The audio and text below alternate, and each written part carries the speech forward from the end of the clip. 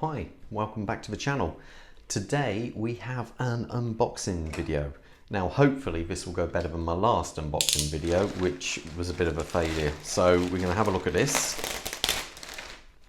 Okay, let's open this up. Okay, let's have a look here. Okay, first impressions.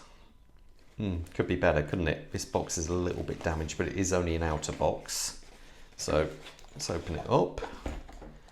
Okay, this reminds me of an old red Amiga box I had many years ago.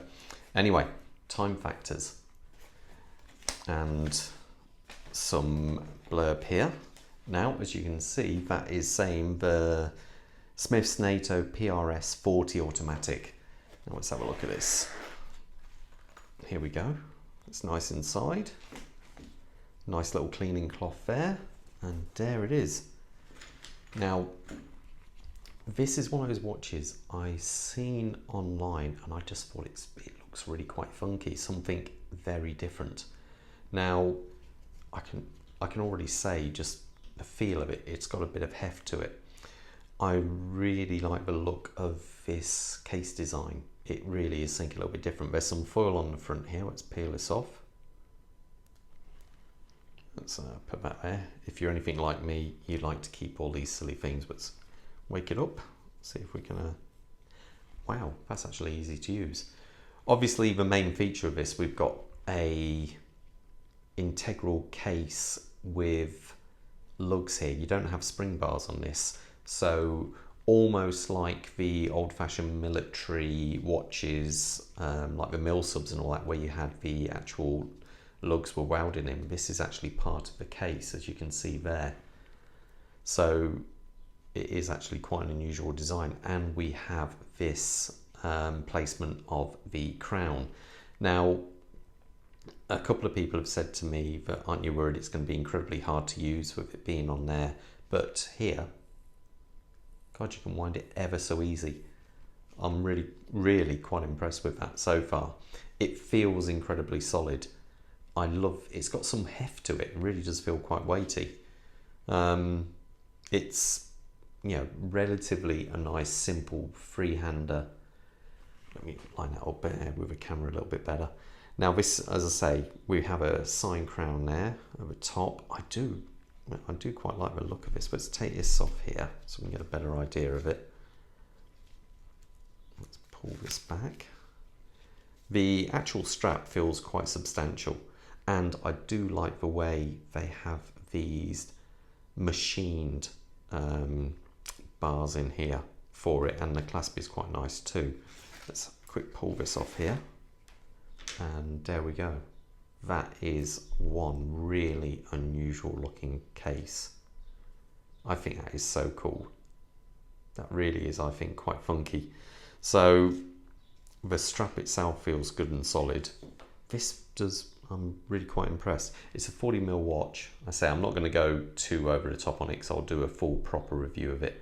The actual power plant in this is a Seiko, but it's the 6R15. So the same movement, which is also in the Marine Master range. Just quickly zoom in on that a little bit better. Sorry, I'm moved house recently and I haven't got my room set up yet for my actual channel, which I'm going to at some point. But you got the idea there. That is a really quite unusual looking case. I love its kind of stark lines. It has a real purpose kind of feel to it. It almost reminds me of like a 70s, well, an 80s or so 70s sci-fi movie. This is a kind of thing which you would get from it, and it really has that impression. It is kind of very stark, very purposeful in its design. Let's get it on the wrist and have a quick look anyway. Let's get this back together. Let me zoom out a bit. Now, I got this from Time Factors. Now, the only thing I would say, it's incredibly hard to actually buy a watch on Time Factors because it does always seem to be closed. But you can sign up to a newsletter, and that tells you when it is open, but it is only open for a certain amount of hours, you know, only, well, I found recently, because I wanted this watch for a bit, maybe only 4 or 5 hours a month. So it is a bit strange, and you have to be ready to buy it there and then. So let's have a quick look on the wrist. At the minute, I'm sporting a Seiko, and it isn't an SKX, as you may have noticed. It's ticking. It's a 1987, let me get this right, 7C46710, I think. I always get the name wrong. So let's have a quick try of this one. So there we go. Let me just do this off camera. It might be a little bit easier. Okay, let's do this.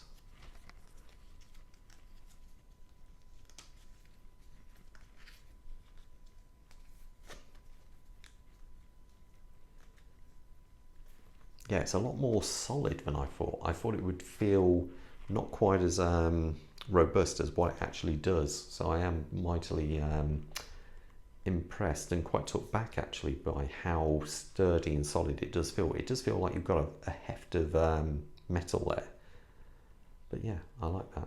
So what I'll do, I'll live with it for a few weeks, and then I'll be able to give you a proper view on how I find it and so forth like that. But at the minute, it's a definite thumbs up for this. I really do like the look of it. It is something very unusual, very different, and I like it.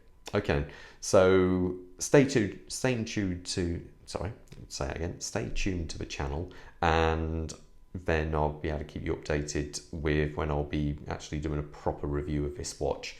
So you can go from there. There's not many reviews actually online of this watch. I've found it's a little bit rarer, a little bit different, and I kind of like that with watches if you've got something a little bit unusual, as you can tell from that. So anyway, all the best, stay tuned, please subscribe if you haven't already, and I will see you in the next watch review. All the best, bye.